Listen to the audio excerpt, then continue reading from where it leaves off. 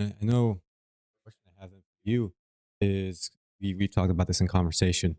The mental view of when to train, when to be competitive, and when to learn. A lot of people have skewed viewpoints on it. And we've talked about this. Where in what area is it learning? Is it training? And is it competitiveness? But the game, like competitive practice, what's practice? Great Where are you question. supposed to be learning where and when? Great question. So it depends on the age. So like we just talked about the fundamental stage, right? The Yeah. next stage is learning the train slash training to train. That's really what it is training the train. That would be like 10 to 14. So before puberty, I'm going to be like 90% development, 10% competition. So if my son wins or loses, the 8U tournament, Yeah. if my daughter, loses, she was playing 6U hockey, like it's not a big deal. Literally doesn't matter. Actually, you know what? Now I think about it, I don't even think they kept score. They literally didn't even keep score. Just go play. Just go play, go have fun, Yeah. be competitive, be a good teammate, be respectful, have good social skills, learn how to listen with your eyes and ears and all that. Yeah. 10 to 14, that's typically when puberty starts to kind of kick in. Naturally, it's going to be a little faster for women than it is for men. So in that stage, the ratio of competition to development, now it's going to be more like a 60-40. So I'm still going to say 60% developmental, 40% competition driven. Now in that phase, 10 to 14, we're trying to pretty much build an athlete. Now we're taking their existing movements. So let's say this kid has good movement variability. They can move. Yeah. They have good body awareness. Now let's add some speed to it. Let's add some agility. Let's introduce them to strength exercises. Let's teach them how to do a lunge, how to do a squat, how to do those type of things, right? Maybe with their own body weight, relative strength. Then you have the phase after that. So that would be the training to train. And then there's the training to compete. That would be between 14 and 16, where the ratio will change from, let's say 60-40 to like, let's say it would be more like a 50-50. Yeah. Half of it's going to be development. So this would be 14 to 16 would be middle school to like maybe sophomore year. And maybe at this point, we might even narrow things down. Like, let's say they're playing, like my kids, I think they play like 4 or 5 sports. You can narrow that down to 3, maybe 2 sports. But 50% development, 50% competition. And this is important because I actually, talking to parents, those ratios are skewed. It's really bad. Like you'll have a kid practice once a week, let's say for a basketball tournament. Yeah. And then they have a tournament that weekend with like 4 games. And then we're wondering why Maybe not getting better. he's not getting better, or psychologically we get burnout. Yeah. A huge one too. There's burnout. Yeah. They're like, oh man, like there's no development. Or maybe let's say, for example, with that ratio of having very little development and a lot of competition, they're not getting playing time. Now changes the complexity of balance within life too, because now it's not just balance of as an athlete trying to get out and still have fun and explore life, but now it's also within your own respective sport that you're playing or sports that you're playing, understanding to still have fun within that sport too, learn, still develop, but then also have the competitive parts, but it's too much competition, not enough development and fun still. CouRect. And not only that too, a lot of these kids are being told, I've had this conversation many times, just literally in the past like couple weeks with parents. If you're listening, you know who I'm talking about, where the coach will say something like, hey, your kid's not getting playing time because he can't tackle. Like his tackling is not very good. Yeah. And then I'm like, okay, so he's not making a play. I asked the parent, I said, how often do they work on tackling? And she goes, they don't. I'm like, what? So all they're doing their practice is like scheming, right? Writing Yeah. plays and all this, but they're not working they're not working fundamentals like how to achieve angle, Yeah. how to, seal the edge. They're not working their fundamental movements of that sport, but then the child is being penalized for not knowing those fundamentals that he never gets to work on. So then the way we translate a coach telling a parent like your kid's not getting playing time because of this and they don't develop it, that tells me that coach is more about winning, right? But the actual development of their And actual development, right? Yeah, I remember that was a big issue in high school. We had favoritism, we had issues with it just the development wasn't properly there. It was all about competition, even in practice. Correct. And I mean, you're seeing super teams Yeah. like at 13 years old. Like, why do we have a stacked team? Yeah. And then after high school, I'm learning about angles and how to attack the basket properly. Because it's one thing to unlearn how to dribble, it's one thing to learn how to shoot, but then you need to be able to take that and develop it even further and understand the angles of the game too. How do I get around the person at a specific angle to where I can then attack the basket in a way that gives me an advantage? How do I open up these angles? How do I get to that angle? And your perspective on the game starts changing. Obviously, that's a later development thing, but it's something we don't get taught in high school either. And a lot of times we don't learn that till college. And a lot of guys don't even learn it until they get to professional level. Yeah. And it's like, why is it so far out there when we've already developed these skills? Why are we not trying to hone in now those angular movements and stuff, like you said with football too? Why is that? And the issue with like not having that balanced approach to like development and competition, having that ratio be appropriate, is the results aren't good. Like injuries, I think I talked about this. I think it was the first episode. I was talking about injuries have gone up 400% in the past 10 years. Now, keep in mind, that ratio is based off, I didn't talk about this last time, that's based off of surgery being needed. So orthopedics, if you guys can go Google this and you'll find, in every state, the injuries are going to be a little different simply because every state is going to have a bias towards certain sports. So the injury is going to be a little different, right?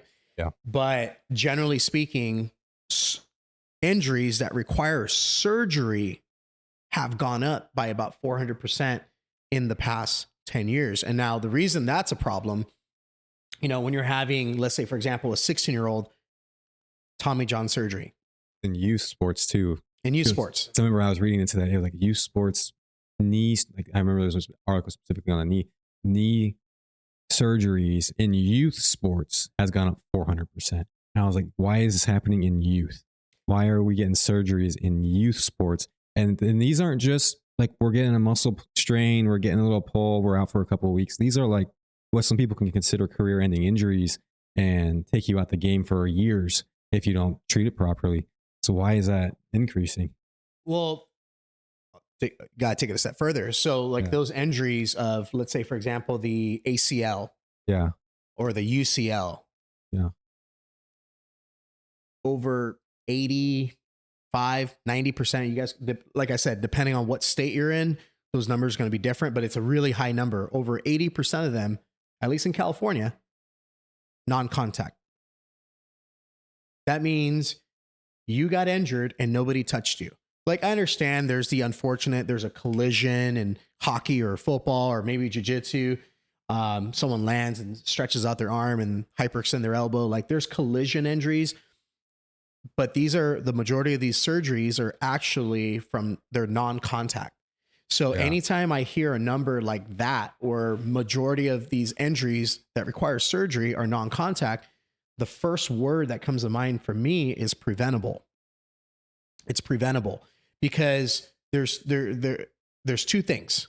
Number one, overuse, right? So if you're having, little Johnny's the best pitcher at 8U, 10U, and he's throwing a curveball, and then all of a sudden, by the time he's 14, 15 years old, he blows his UCL. By the way, if you get a major injury and you're trying to play college ball, and colleges and the recruiters are really big into looking up medical history, I don't want to say your chances are zero, but it's almost zero.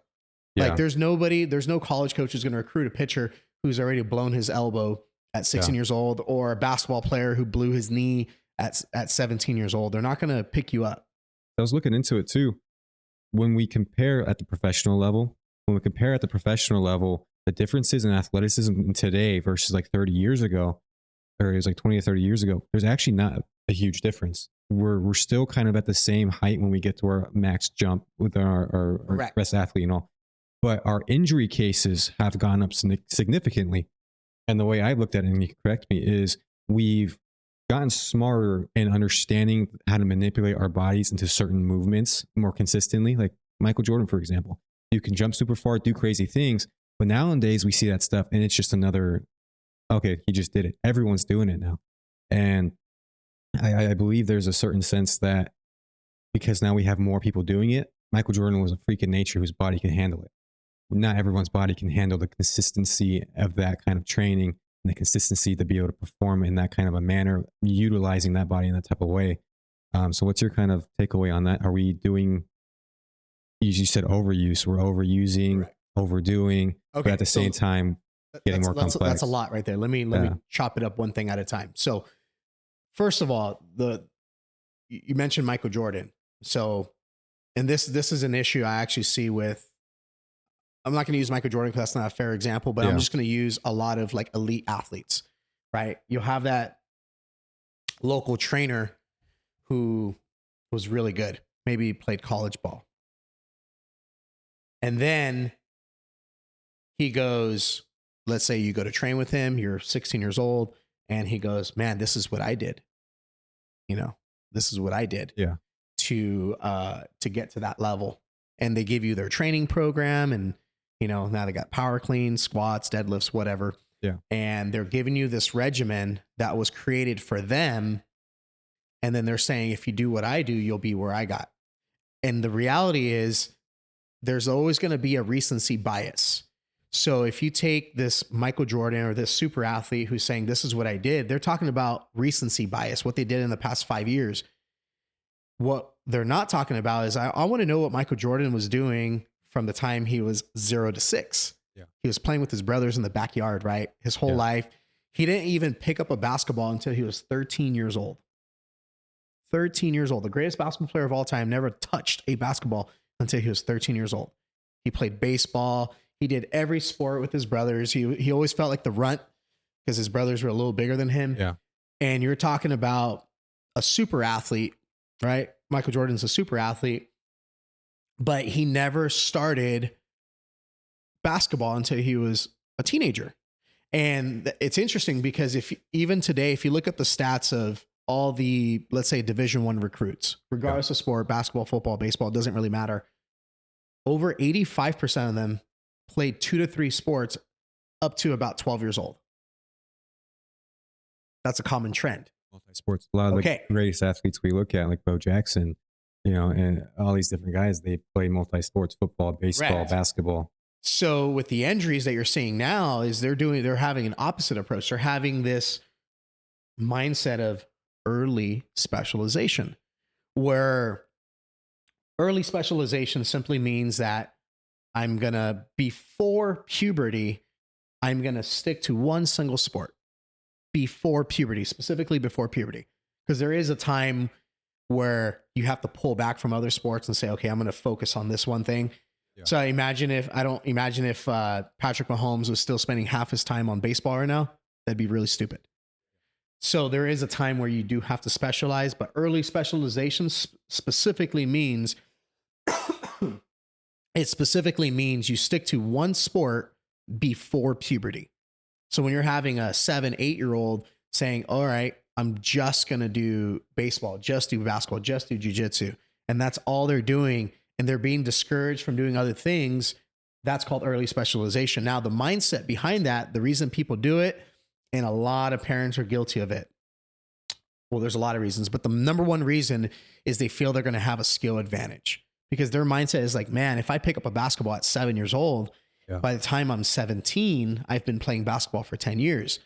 The problem with that model is you're going to, number one, get overuse injuries, burnout. By the time it actually matters, Yeah. meaning they've hit puberty, they're being competitive, they're in that training to compete stage. They don't even want to do it anymore. Yeah. Or they're just so banged up from, having so many tournaments. Like AAU basketball is really bad at it. You look at these NBA players, the NBA players that are like under 30, they grew up playing AAU, right? Yeah. They're always injured. You can't find me an NBA player, find me a superstar who can play 82 games. Michael Jordan played 82 games, I think over over 10, 12 times in his career. Almost every season he played 82 games. Even at 40 years old, he played 82 games. Back-to-back games. But kids nowadays can't do that. So now people are panicking with the injuries, and they're like, I know in baseball, I talk about baseball because I work with baseball players a lot. They're doing pitch counts now. Like, oh, it's because he's pitching too much. So they're still specializing. They're just bringing down the volume. I'm like, no, dude, like, go let your kid play soccer. Let him develop agility. Because when you're playing all these other sports, you're going to get athletic attributes that carry over. For example, if you take Patrick Mahomes and he's doing this underhand throw, no look pass, they don't teach that in football. There's no football program in the country where they're like, hey, you guys, we're going to teach you how to do a no look pass and then underhand it like as if you're a shortstop in baseball. There's no football program in the country that's ever going to teach that. And if a kid were to do that today, coaches would be like, oh my God, don't ever do that again. Because they're like, you're breaking the fundamental rules of football. But then Patrick Mahomes is doing this to football players and he makes them look silly and he looks like he's playing a different game. Especially at a young age too. Let him have fun. Let him do the underhand throw because you never know. That could be the next big thing that Patrick Mahomes is showcased. And obviously, as you get older, it's harder to develop that. But if you're a kid just messing around doing it, and you get older, I remember that was like for basketball for me. I was a sharpshooter. I could shoot really well. I could do crazy shots. But as a kid, my dad didn't tell me you have to shoot a specific way. In fact, I was probably even more attributed to having fun with my shot style. And then as I got older, we hear about Steph Curry. That was his number one thing, was have fun with your shot style. Do crazy shots. Do different weird types of shots. Get accustomed to it. And that's what really developed me and helped me out too, was just having fun with the sport and just finding different ways to do that one thing. Because if we stuck to just doing something one way in this world, we would never have developed to where we are today. If we had that mindset in science and in engineering, we would never be trying to learn new things to get better at new things. So don't, especially with sports, and yeah, I agree, don't focus so much on doing it a specific way, especially early on. Just have fun, figure out a different way, because you never know. Your kid might come up with some insane way of doing it, and later on they're like, whoa, that's genius.